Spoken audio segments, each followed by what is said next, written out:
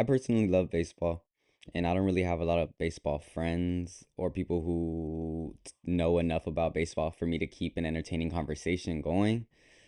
Yes, I may have some friends that know Dodger baseball and understand the Dodgers, but sometimes I want to get a little bit more in depth, just baseball as a whole with other teams or other players, for example. It is what it is. Sometimes you need to create your own platform for a situation like that, and here I am. I want to create this space. It's an open space for anybody to talk baseball.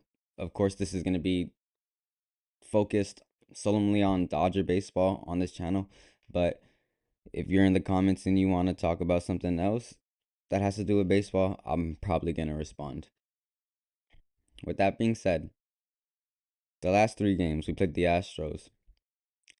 We won two and we lost one on Tuesday. The game we lost, Otani pitched, and I mean, he pitched 7 innings. That's great. That's great, honestly. He gave up two solo home runs. There's not much you can do. He gave up a home run to Christian Walker, who, if you um, if you kept up with Dodger baseball the last couple years, Christian Walker used to play for the Diamondbacks, and I think the stat was in Christian Walker's last 13 games, it might be 14 now because yesterday they played, but in his last 14 games, he has 12 or 13 home runs against us. In his last 14 games, he has that many home runs. I think he has 30 career home runs against the Dodgers, which is just crazy to me. Um, anyways, he used to like just tag up a whole bunch of home runs against Kershaw a couple years back.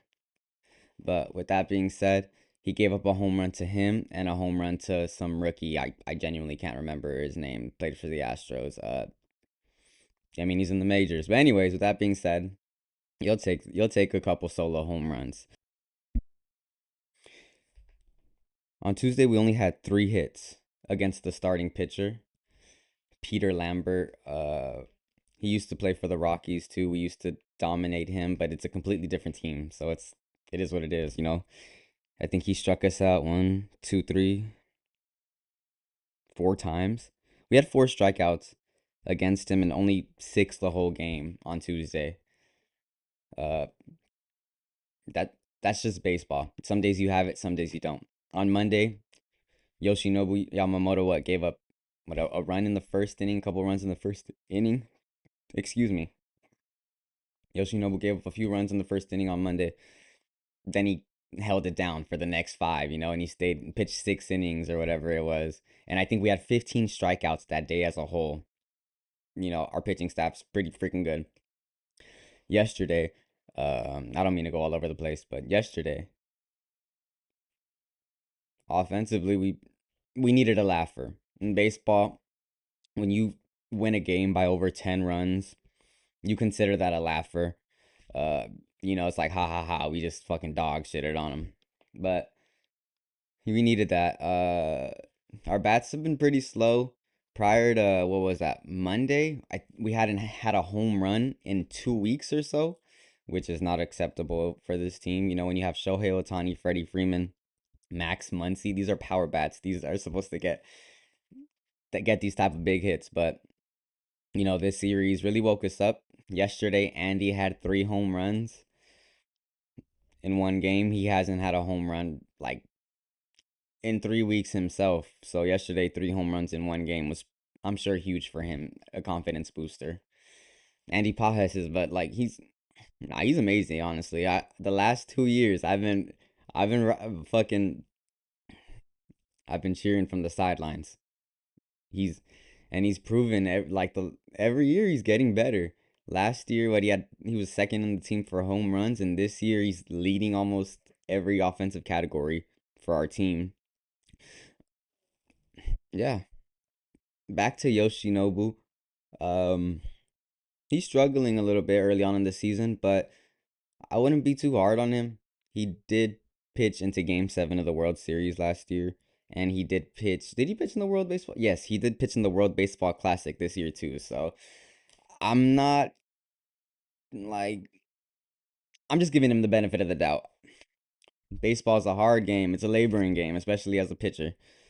But he'll be fine. I'm pretty sure he'll be fine. I personally want him to win the Cy Young award this year.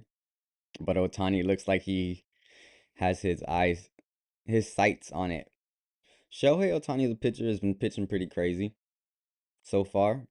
His hitting stats haven't been up to par yet, I would say, but it's early in the season. That's gonna happen when you're doing both, and you can tell he's focusing only on pitching, not only on pitching, but you can tell that's what his focal point is this season. He wants that Cy Young award. In 6 games started this year, he's 2-2. He has a .97 ERA. What that means is if he pitched one whole game, 9 innings, 9 innings equals is the equivalent to the whole game. He's only going to give up 1 run. That's what .97 means, his ERA, his earned run average. He's only going to give up 1 run in that whole 9 innings. He has, what is that? He has 42 strikeouts in 37 innings, which is more than 1 strikeout per inning, which is great in baseball. Um, yeah, he's pitching pretty well. You can tell he wants that Cy Young, like I said. Like I said, I personally want Yamamoto to take that, but more news through the lineup. Mookie Betts should be coming back within a week or so from his oblique strain. That means Alex Freeland or Ha-Seong Kim gonna be sent back down. I think we should keep Kim personally. Offensively, he's way more polished than Freeland. Freeland does offer the switch hitting ability, but he's not staying in the lineup against lefties anyways. They're putting in Alex Caw, who, by the way, gets on base, I think, at a 500 clip, like a .500. He's getting on base half the time. Really effective against left-handed pitchers. Alex Caw is. Back to Ha-Seong Kim. I think he should stay in the big leagues opposed to Alex because he's batting, what, 300?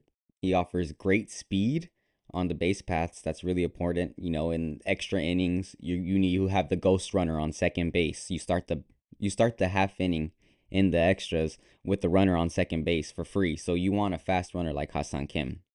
I would take that over Alex Freeland and Alex Freeland's ability to switch it any time of day. But they're both playing great. Uh, Mookie's gonna take the shortstop position, of course. That's his primary position. So it might be Kim that gets sent back down, but we'll see.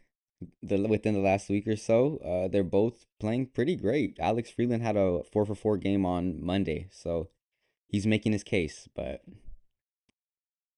we're gonna let them play their game, and we're gonna see who comes out on top. Yeah, mm, that's about it. Um, take 2 or 3 from the Astros. I know this was all over the place. This is just an intro. I'm trying to get used to this. Um, this was more for my mental, to just to get me, just to give me the confidence to know that I am capable of sitting in front of this camera and giving my opinion on my favorite team. We start a series tomorrow against the Atlanta Braves. It's an off day today. Us as fans shouldn't worry so much about the regular season.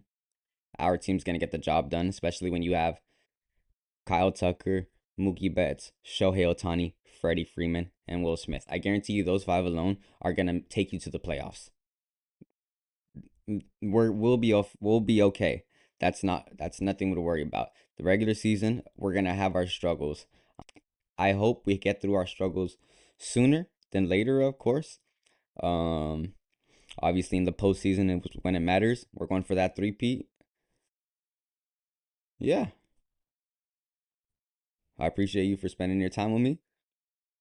I hope to see you guys in the next one. Thank you.